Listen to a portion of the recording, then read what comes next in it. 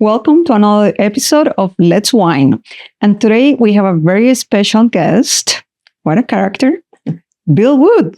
Welcome to Let's Wine. What a pleasure to have you here. Bill, your official title, you are the economics editor at Plastics News. Welcome. And I have here my co-host, Andrea Sai. Andrea, welcome. Thank you. So, Bill, why don't you introduce yourself? What is it that you do? I know it's going to be a lengthy answer, but what is it that you do at Plastics News? I keep track of economic activity, the economy, data, mostly, a lot of data, a lot of visuals and with charts. And then I try to connect that to the plastics industry and why that might be of interest to specifically readers, but I do a lot of work that might be of interest to advertisers as well. It's my background is manufacturing. So if I can take information that's sort of in the mainstream, a lot of economic information. I don't do a lot of proprietary stuff anymore, but they connect it. So I guess it's just assessing reality at the present moment.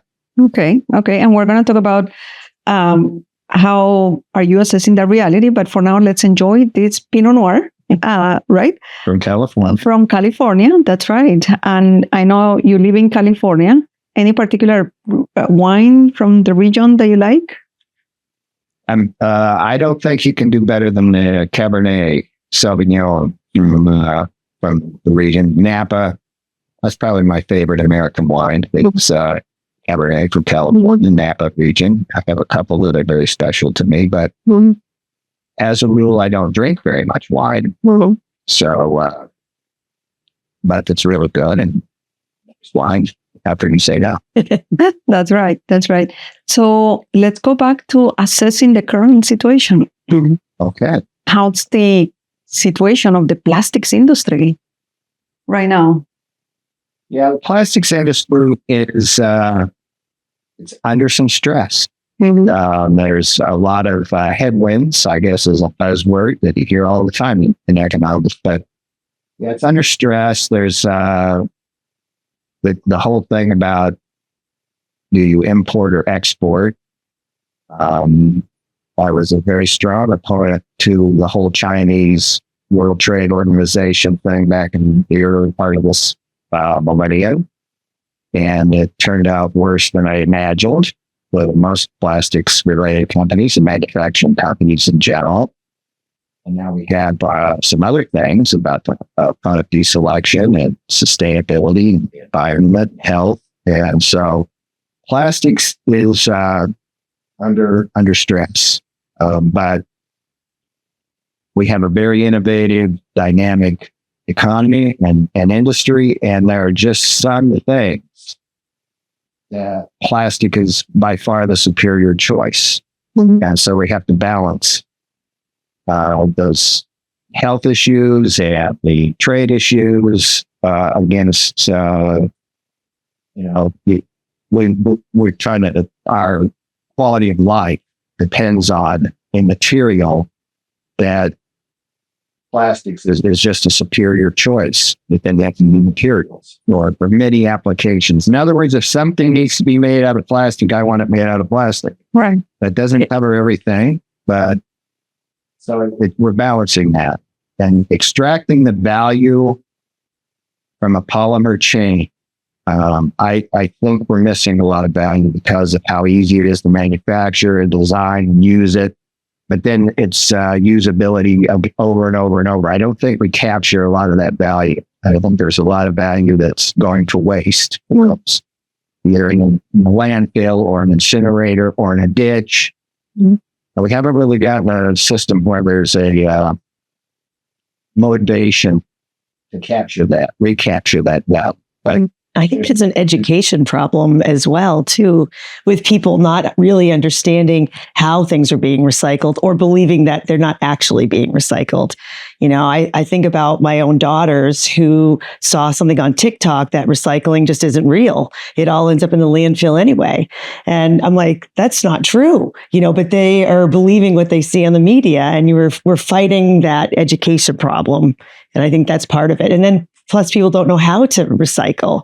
My husband and I have a dog, and we have a dog food bag, and it has a recycled symbol on it, and there's a 7. And we're both in the plastics industry, and we don't even know how to recycle that dog food bag. And when we go online, we learn not how to recycle that dog food bag. In fact, we end up deciding that we need to throw it away. And that's what we do. And we're huge recyclers, So I think the education part of it is a real part of the problem of what's happening in the industry too. Yeah. From somebody who studies bigger trends, the education problem transcends everything in this country. We're smart enough yet and a lot of things. But recycling is one of them. And you have to practice it. You have to do it to be good at it. I consider myself to be a very avid and good recycler, but it was all self-taught. Right. And I still can't solve every problem with recycling, as you said. But if I didn't take the initiative to teach myself how to do that, as many people apparently do not, right? Well, who's going to do that? Right. So where's the buck stop? Whose responsibility is recycling? Well, I don't want to hear about what they should do. Right. I want to hear what I'm doing to help the problem. And I separate it out even now, and I know I don't even have recycling where I live. Yeah. Yeah. Well, every time there's something, I got to throw this in the trash. So overall, the country has a huge gap when it comes to dealing appropriately with waste. Yeah, absolutely. And they do it better in other countries for sure. Plastic shouldn't be considered waste. Plastic is just more material to go into another, raw material. Plastic, if you're done with it, it's raw material. It's not waste. Right. Yeah.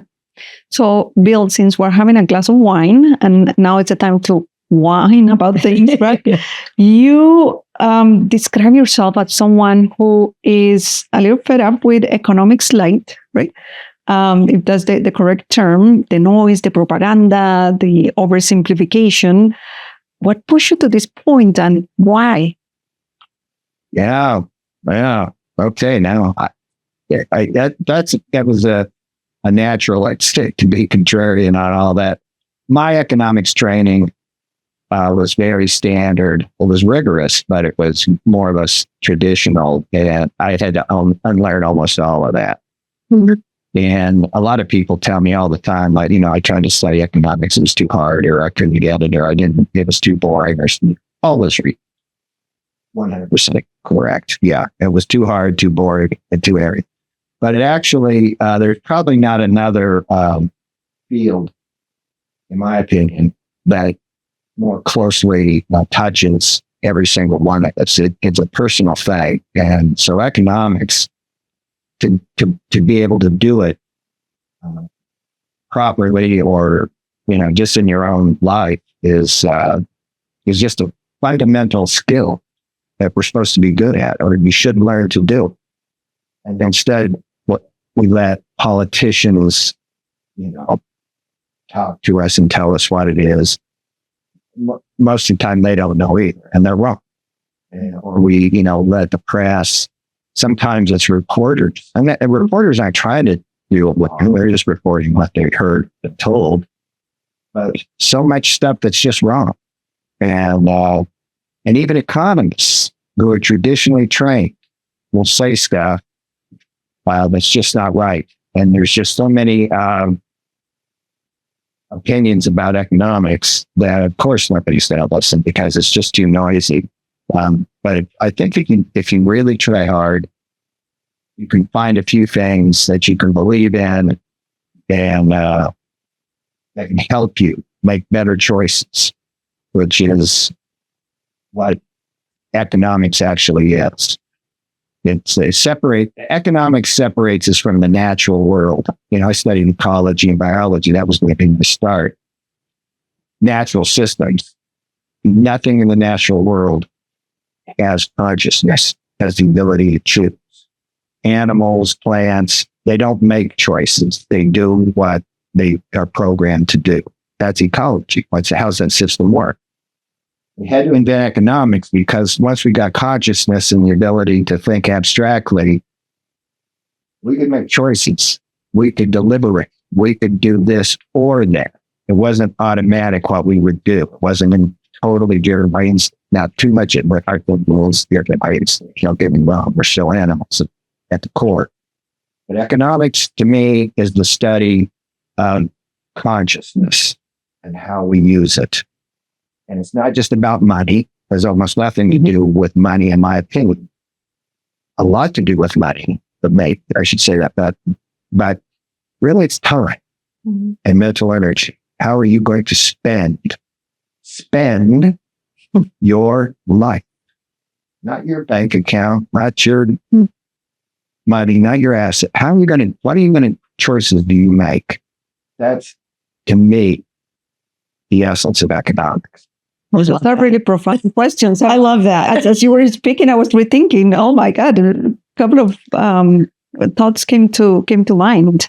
And so, Bill, what's the narrative about the industry that really, really gets to your nerves? Well, I think we touched on a couple times, just the notion that plastic is a disposable good. Just what is this idea of disposable? And going back to kind of the analogy with ecology, there is no waste in ecology. So one organism's waste, or there's another organism's dinner or fertilizer, or in the case of plants, oxygen. Right. So it's this closed, circular, sustainable system. And so we need to emulate that much better than we do. And we think that consciousness has freed us from the trap of circularity. No, it hasn't. We have not been freed from that. We still need it. We need to embrace that plastics products, when they are finished, whatever we're using them for, usually it's like a beverage bottle. That's, to me, the most obvious something people have in their hands almost every day. When that's empty, that just becomes raw material for the next product. That's not waste. That's not disposable. That still has value. And so that's the narrative that if we are to be saved, that's what it will be. That's how we will be saved. We will recognize that value and start trying to have the incentive to extract that or recapture that. And I love the word that you just put out here, value, right? And I think it's so powerful and so overlooked in the industry in general. Yeah. Talked about incessantly, Yeah. but so many words are talked about incessantly, and nobody really understands deeply what they're trying to get at. The value is what is the true value? What's worth having? Right. Now, we're here in the framework of the Plastics News Executive Forum. And I know you've been here many years, as has Andrea. You've attended many of those forums. What's the main takeaway so far that you've taken from this 2026 edition? Today, this is the first day. There's another day. I heard what I was going to give an award to a woman presenting as the best information I've ever heard at one of these things. Mm-hmm. The woman that went right before you on AI. She was nailing it about the value of AI and what's going to happen. And right at the end, I'm going to be honest here. I had a couple, and this is no time for me to pull punches. This is going to replace people. Do not stop selling the message. Maybe you have to sell it. This is going to replace people.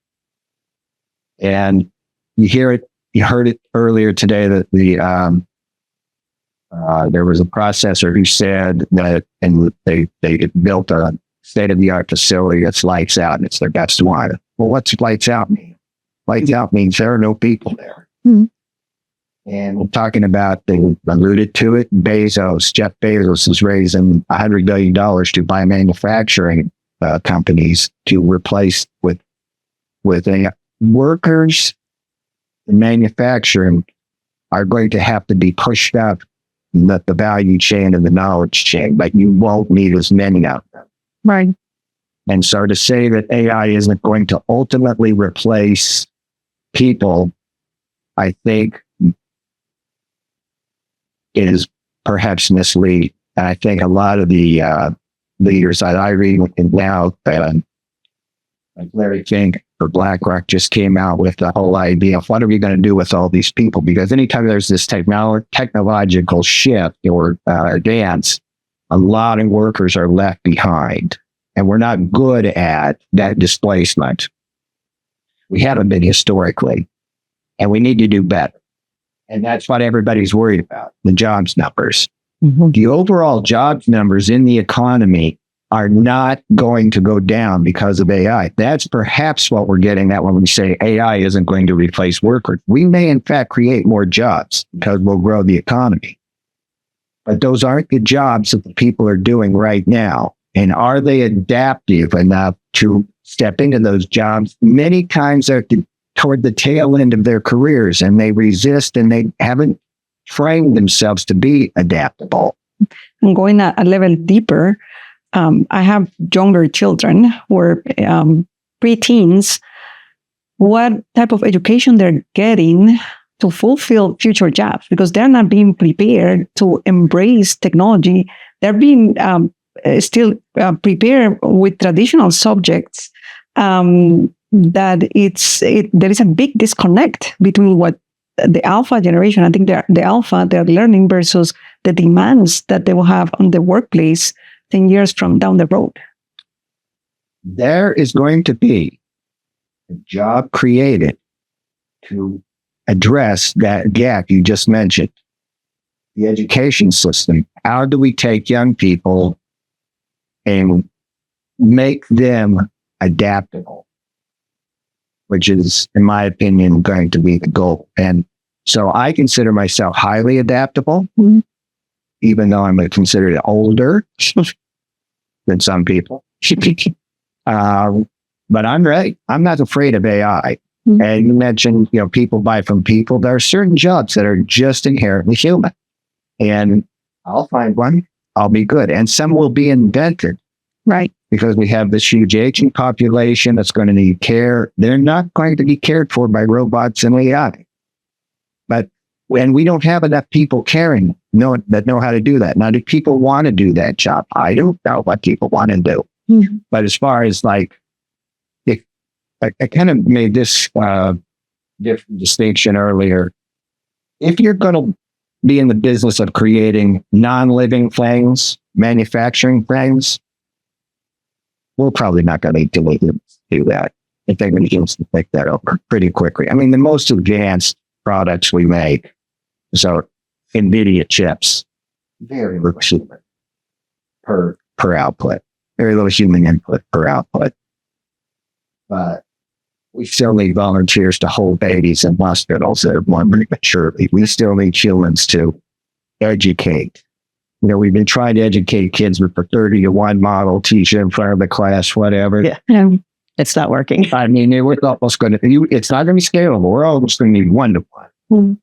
But there are going to be jobs. And there's going to be wealth and money available to make sure that happens. So I had a traditional education. Through that, I learned to be adaptable. So I'm not saying they're getting taught the wrong thing. Maybe they're just being given the wrong message about how to package it. I don't know. But I can coach them up, I think. I have a couple more productive years. So maybe that's what I do. I just want to actually educate. And I love that. Cheers to an adaptable mindset. I'll drink to that. Mindset. Yes. An adaptable mindset. That is the perfect reason to study economics, to try to see where that works and where it doesn't. So powerful. I think our audience, our listeners are going to be inspired by your words, right, Ander? Absolutely. And what brought you then from ecology to economics? Like, what was that leap? It's just, discovered accidentally, maybe, or just through trial and error, or maybe I developed it. Just this ability to connect these ideas that were innately human to this idea of systems and choice. This whole idea of choice. And it really dawned on me about 20 years ago. A man named Daniel Kahneman published a book, Thinking Fast and Slow. And it was the culmination of his life's work, but he started to explain how the human mind worked. So much better than Freud or Jung or any of those guys that, they're the scrap heap of history.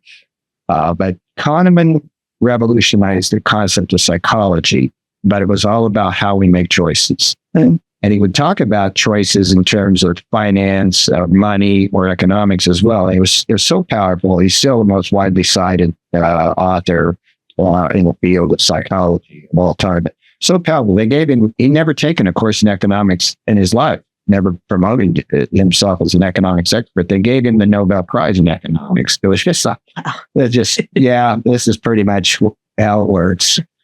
Yeah, because he had that brain for it, that whole concept. And there's just this connection between psychology, which is pretty much a human science. If you want to call it a science, it's a study. It's hard.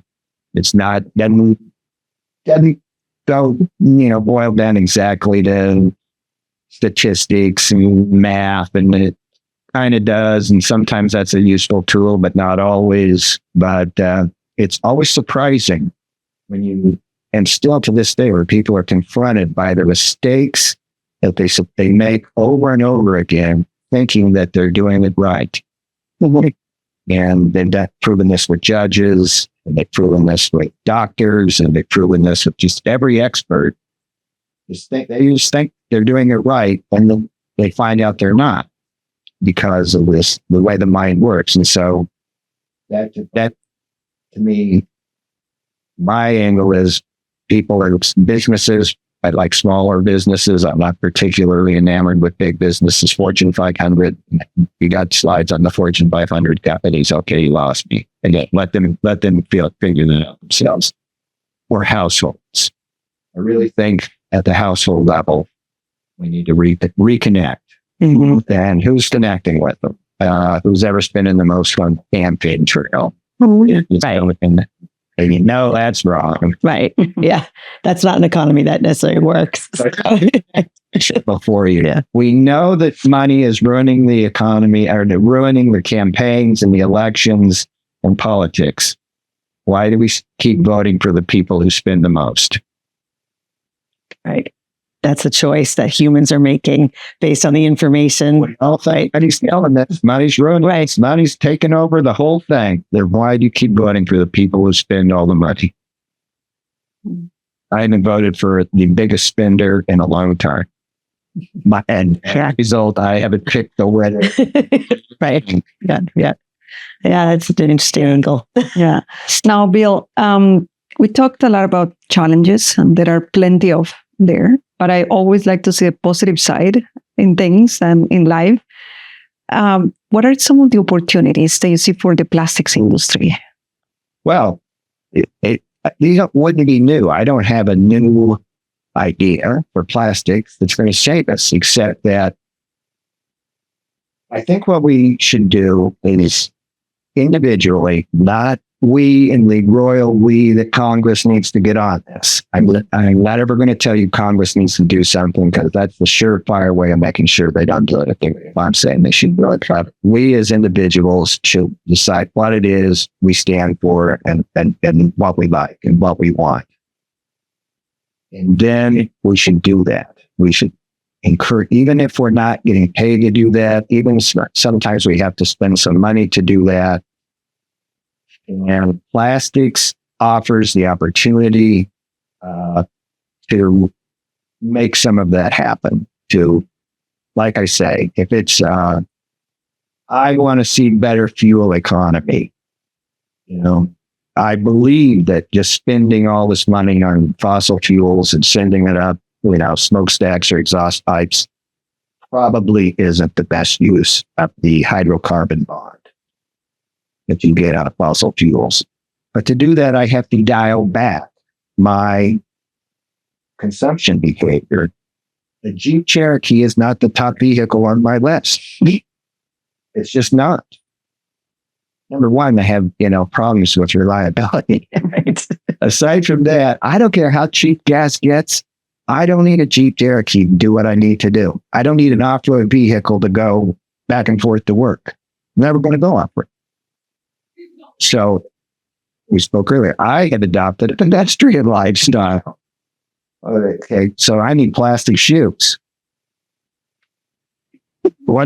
These are made out of plastic. That's what I need. I need stuff made out of plastic that's going to fit a lifestyle that's a little less maybe grand or flashy, but it meets my needs, it meets my values. And so plastics has the opportunity. Now, for instance, car seats.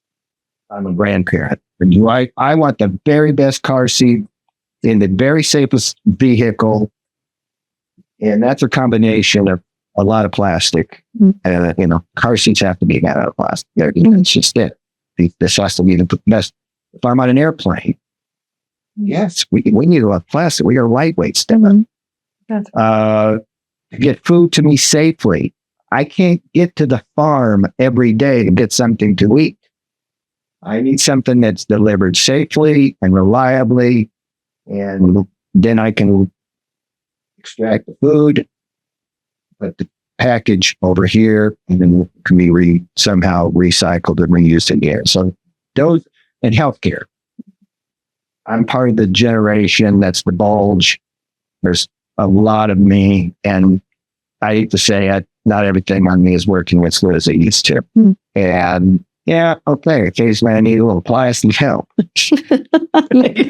And okay, can't apologize. I'm doing everything I can and not to need any, but believe me, every now and then I need plastic help. Maybe I need a little wrap or brace or a crutch or, it's okay, pill bottle. Right? Yeah. Do I need a glass pill bottle? No, I do not. Do I need an aluminum pill bottle? No, I do not. Plastic is the best way to get that to me. And so, there's just a number of applications in the medical healthcare, electronics. I think electronics are downfall, but they're tremendous tools and can be our salvation as well. So plastics plays a part in that. Defense.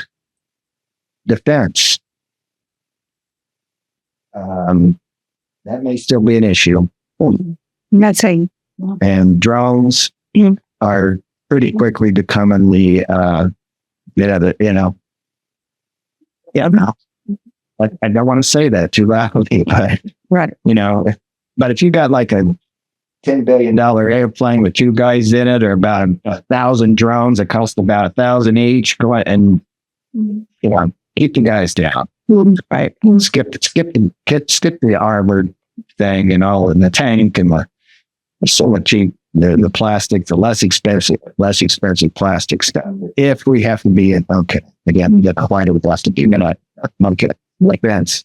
Yeah, I know certainly you're doing an amazing job at Plastics News, but I think you have a lot of future as an educator, because what you're saying, it's very powerful. Some of the themes that you've shared with us today: value, adaptability, an adaptable mindset, sustainability, which is important, and being resilient. And I think those are so powerful, and it's what the newer generation, the younger generation needs to learn and hear, right? It's funny because when I think of economics, I'm thinking it's such a big thing, but really it's a personal thing. Mm-hmm. Like after listening to economics is a very personal thing. And when I think of it, it seems like a more larger, ecosystem societal issue, but really it's for every one of us, So it's really an interesting angle. That would be the main takeaway if I had one, is that do not be under the impression that it's all a big social thing. Right. You can, build these little blocks up until it becomes a big social thing. But it's very personal. Yeah. And it happens in the house with us personally every single day. The choices you make when you're on Amazon clicking, or when you're buying clothes, or when you're cosmetics or food, or all the products that you buy are all based on your understanding of value and need. And unfortunately, there's a lot of curated need. Influencers telling you need to Yes. like this or Need or want, right? What's the difference? the whole value proposition between need and want. It's a huge economic situation. Yeah.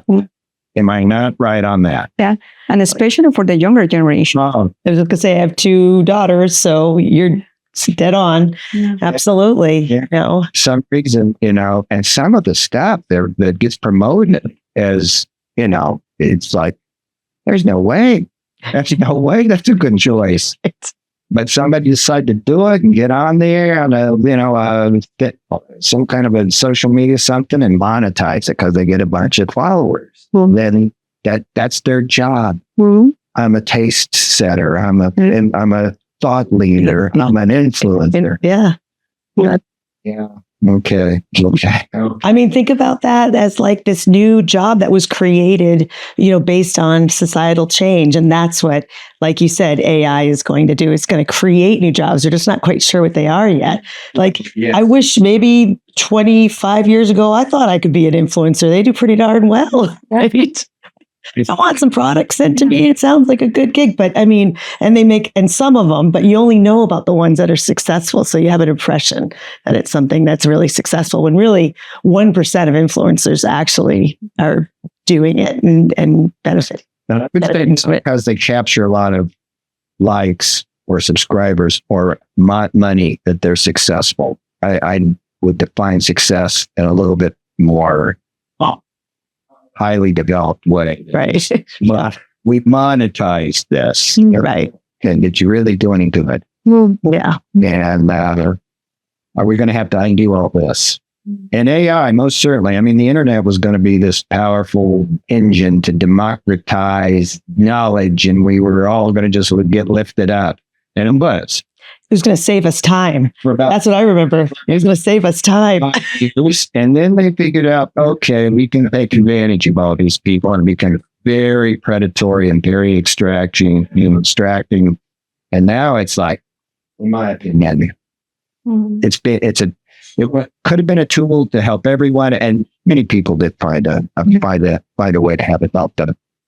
But it's also being utilized against people who don't understand choices, the value of choices, kind of the whole fundamental basic economics thing. Yeah. Wow. And prey on your weakness. Yeah, that's right. That's right.